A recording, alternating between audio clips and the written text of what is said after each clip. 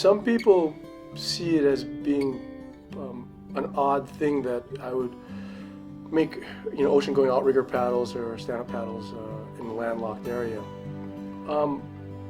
I guess, yeah, if I have really thought about it, it might seem like a strange deal. But, when you really think about it, when you design something, the bulk of the work, happens up here.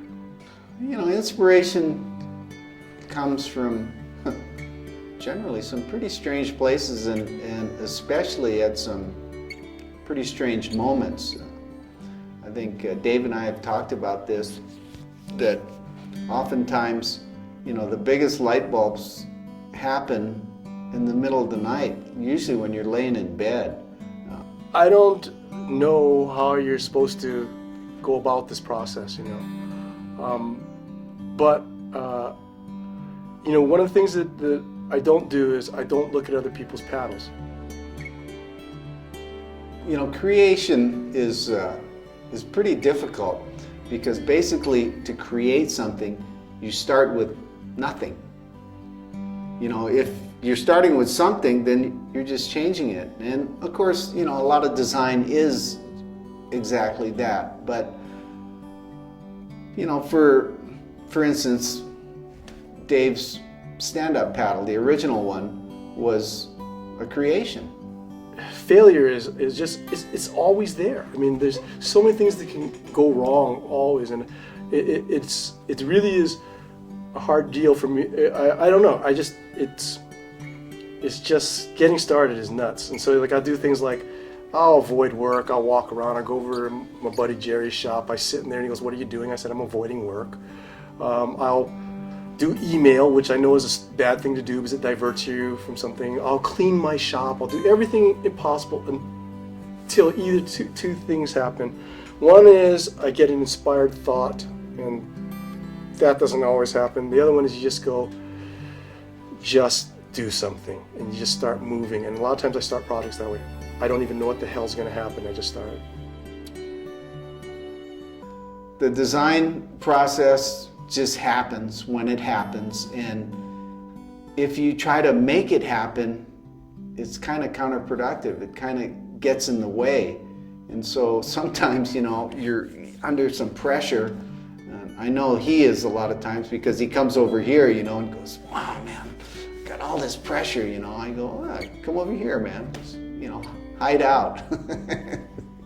And then he'll kind of get refreshed and go back and dive in and get it done. And the same goes for me too. If I'm not inspired or kind of dragging, I'll just go over there and start bugging him, walk around his shop and look at stuff, and all of a sudden, whatever the lead that was kind of holding me back from whatever I was doing kind of drops away, and I come back feeling a little more refreshed and can dive right into it.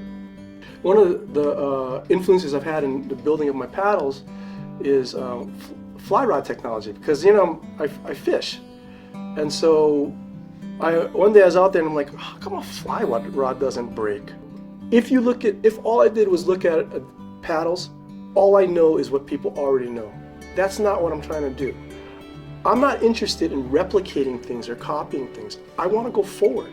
That's my interest, For Dave and I mean, especially specifically with this whole stand-up thing, a lot of times we'll bounce stuff off each other, and having the two minds, as we like to say, the two portuguese is better than one Portuguese.